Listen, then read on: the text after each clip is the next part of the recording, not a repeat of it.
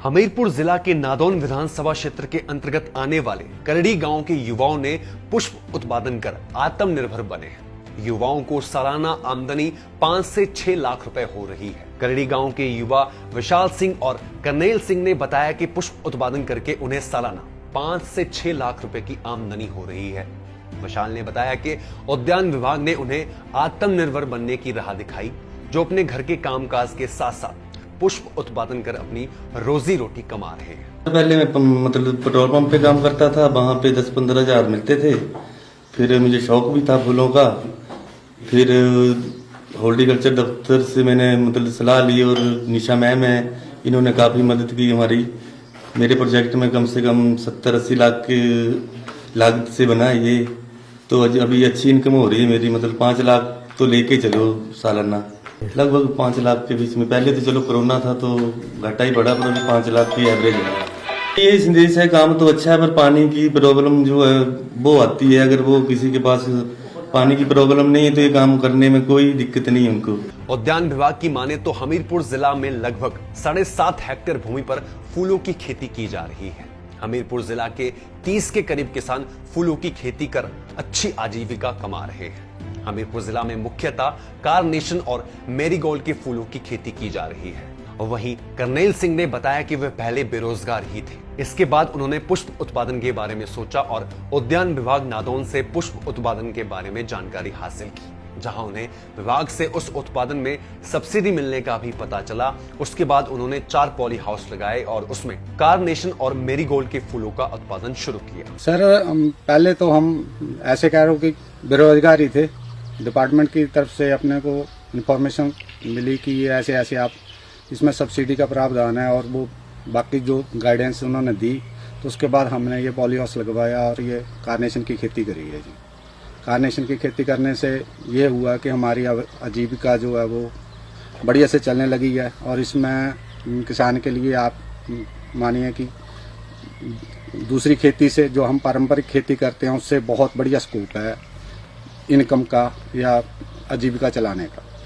Sir सालाना 4 से 5 लाख रुपया एक पॉली हाउस से हो जाती है जी। वहीं विशाल सिंह की माता कौशल्या देवी ने बताया कि वह अपने बेटे को पुष्प उत्पादन करने से रोक रही थी, जिसके चलते वह बेटे से नाराज भी रही, क्योंकि उपजाऊ भूमि पर विशाल सिंह ने फूलों की खेती शुरू कर दी थी। लेकिन अब फूल उत्पादन से सालाना बढ़ती आय में बढ़ोतरी हो रही है, जिसे देखकर वह काफी खुश है।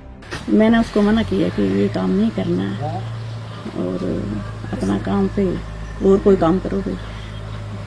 फिर मैं बहुत नाराज हुई उसको। फिर नहीं, उसने कहा कि फिर ये काम करना है, अच्छा काम है। अब वो विशाल सिंह है, अब कमाई कर रहा है। वहीं उद्यान विभाग की SMS मोना ठाकुर ने बताया कि हमीरपुर जिला में 7.5 हेक्टेयर भूमि पर फूलों की खेती की जा रही है, जिससे किसानों को अच्छी आमदनी हो रही है। फ्लोरिकल्चर जो है वो हॉर्टिकल्चर की ही एक ब्रांच है। फूलों की खेती से किसान जो है वो एक अच्छी आय अर्जित कर सकते हैं। जिला हमीरपुर की बात करूं तो लगभग 7.5 हेक्टेयर एरिया में फूलों की खेती की जा रही है, जी। मुख्यतः कारनेशन और गेंदे की खेती की जा रही है और इस साल लगभग 30 किसान जो हैं वो फ्लोरिकल्चर से जुड़े हुए हैं जिला हमीरपुर में।